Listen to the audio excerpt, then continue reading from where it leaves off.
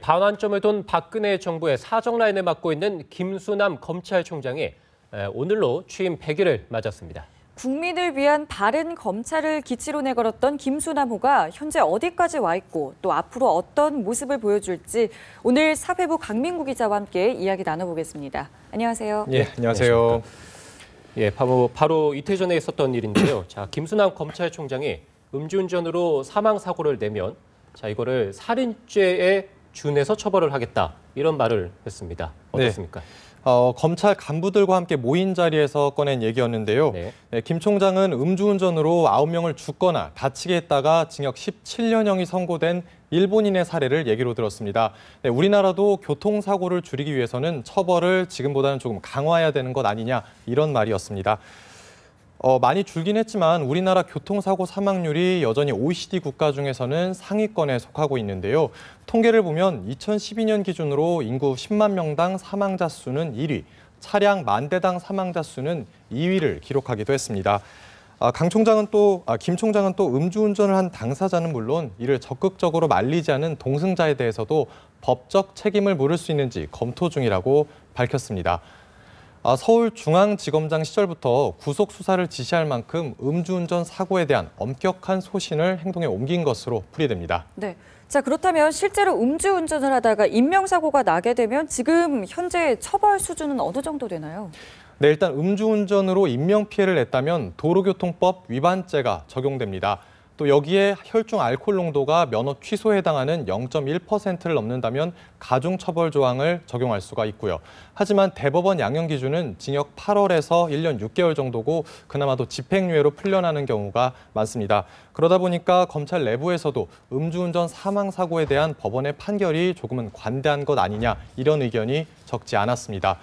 실제로 제가 지난달부터 최근까지 약 한 달 동안 전국의 법원에서 판결한 음주운전 사망사고 20건을 분석해봤거든요. 이 가운데 실형이 선고된 건 고작 7건, 35%에 불과했습니다. 7건도 사실 뺑소니라던가 음주 측정 거부를 한 경우가 대부분이었습니다. 아무래도 처벌의 수위가 낮다는 비판을 피하기는 어려워 보입니다. 주제를 좀 바꿔보겠습니다. 김수남 총장이 검찰 수장 자리에 오른 지 오늘로 정확히 100일이 됐다고 저희가 말씀을 드렸는데 김수남 총장이 처음에 취임을 했을 때 법질서 확립이라든지 부정부패 척결 상당히 강조를 했었거든요. 현장에서 지금 분위기 어떻습니까? 우선 지난 석 달은 박근혜 정부의 집권 후반기를 함께할 준비를 했다고 보시면 좋을 것 같습니다. 검찰 안팎에서는 김수남호가 전반적으로 잘 안착했다는 평가를 내놓고 있습니다. 김 총장이 취임하면서 최우선 과제로 삼은 것은 말씀했다시피 부정부패를 뿌리 뽑겠다는 것이었는데요. 이후로도 줄곧 이런 의사를 밝혀왔습니다. 우리나라가 국가 경쟁력을 높여 선진국으로 발돋움하기 위해서는 구조적이고 고질적인 부정부패 척결이 반드시 선행되어야 합니다. 부패비리 특별수사단을 출범시킨 것이 바로 그 첫 삽이라고 할 수 있는데요. 특별수사단에서 일할 검사들도 직접 뽑을 정도로 공을 들인 것으로 알려졌습니다. 특수단의 첫 타깃이 누가 될지는 아직 윤곽이 정확히 밝혀지지는 않았지만 아무래도 공기업이나 공공기관 또는 대규모 국책사업 비리가 될 거라는 전망이 나오고 있습니다. 이 부패 척결을 위해서는 아무래도 수사력이 좀 강화가 돼야 될 것 같은데 김 총장도 물론 이 부분을 좀 강조를 해왔습니다. 일선에서는 좀 어떤 변화가 있었습니까? 일단 주임검사제 확대를 꼽을 수 있겠습니다. 주임검사제는 경험이 많은 부장급 검사를 주임검사로 임명해서 직접 수사에 참여시키는 방법인데요. 부장검사의 검토랑 감독으로 또 일선 수사검사들의 잘못된 판단이라던가 이런 독단을 방지할 수 있다는 장점이 있습니다. 서울중앙지검에서 일부 시행돼 왔는데요. 이 효과가 입증됐다고 판단되면서 어제부터 전국으로 확대됐습니다. 실제로 검찰이 피고인에 대한 구속영장을 청구하면 한 5번에 1번 정도는 기각이 되거든요. 그런데 주임검사제가 도입된 경우에는 이제 영장 기각률이 한 5% 정도로 크게 낮출 수가 있어서 시간이나 비용 낭비를 줄일 수 있다는 설명입니다. 이와 함께 사건 처리 기준 태스크포스도 운영에 들어갑니다. 원래 검찰은 개별 업무에 대한 나름대로의 기준들이 있어 왔는데요. 아무래도 최근 범죄들이 복잡해지다 보니까 시대 변화에 맞춰서 이 기준을 개선해서 좀 체계화하겠다는 그런 방침입니다. 예, 이제 4.13 총선이 얼마 남지 않았는데, 자, 아무래도 뭐 불법하고 반칙을 저지르는 사람이 당선이 되면 안 되지 않겠습니까? 그렇습니다. 자, 검찰에선 분위기는 어떻습니까? 이번 20대 총선이 김수남호의 첫 시험대가 될 거라는 이야기가 곳곳에서 흘러나오고 있습니다. 네. 아무래도 선거구 획정이 늦어지다 보니까 후보 간 경쟁이 그 어느 때보다 치열하다는 전망인데요. 실제로도 벌써 입건된 선거 사범이 약 470여 명, 지난 19대 총선보다도 40% 가까이 늘었습니다. 김 총장은 선거 범죄에 대해서는 용서치 않겠다는 입장인데요. 잠시 발언 들어보겠습니다. 이번 총선은 내년에 치러질 대통령 선거의 전초전이기도 합니다.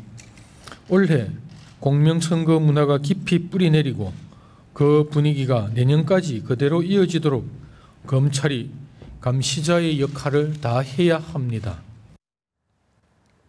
네, 이에 따라 검찰은 고발 전 긴급 통보 제도를 새롭게 신설했는데요. 네. 말 그대로 증거 인멸의 우려가 있는 경우에는 형사 고발을 하기 전에 수사에 착수하겠다는 것으로 선거 범죄에 적극 대응하겠다는 입장을 밝힌 겁니다.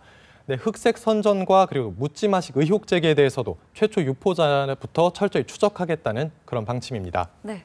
자, 그리고 김수남 총장의 화법도 계속해서 화제가 좀 되고 있습니다. 뭐 공식 석상에서 뭐 다양한 사례를 들어서 이야기를 하고 있는데 그중에서 좀 눈길을 끌고 있는 게 세종대왕을 본받자라는 발언도 했다고요. 네, 김 총장은 지난달 간부회의에서 김 총장이 한 말인데요. 네. 600년 전 노비에게 출산 휴가를 줬던 우리 세종대왕의 그런 국민 사랑과 또 혁신적 사고를 좀 본받아야 한다, 이런 이야기였습니다. 아무래도 검찰 스스로 국민의 눈높이에 맞는 생각을 해야 이렇게 신뢰가 쌓이고 좀 떳떳하게 법을 집행할 수 있는 것 아니냐, 이런 취지로 보이는데요. 그리고 또 80년대 말에 인질극을 벌이다가 그 사회 불평등을 외쳤던 지강원 사건의 그 주범이었던 지강원이 했던 말을 네. 꺼내기도 했습니다. 예. 또 한번 함께 보시죠. 무전유죄라는 말이 있을 정도로 사법에 대한 불신이 팽배하다고 합니다. 네, 그리고 일선 검사들을 상대로는 70년대 현대건설의 중동 진출 당시 이야기를 언급했는데요. 낮에는 50도까지 올라가지만 밤에는 서늘하니까 낮에 자고 밤에 일하면 된다는 그 고 정주영 그룹 명예회장의 역발상을 예로 들면서 그 현장 경험을 통해서 국민의 입장에서 생각해 보자고 주문하기도 했습니다. 김 총장이 또 어떤 사례를 들어서 앞으로 검사들을 독려할지 앞으로도 지켜보겠습니다. 네, 알겠습니다. 지금까지 사회부 강민구 기자였습니다. 고맙습니다. 네, 감사합니다.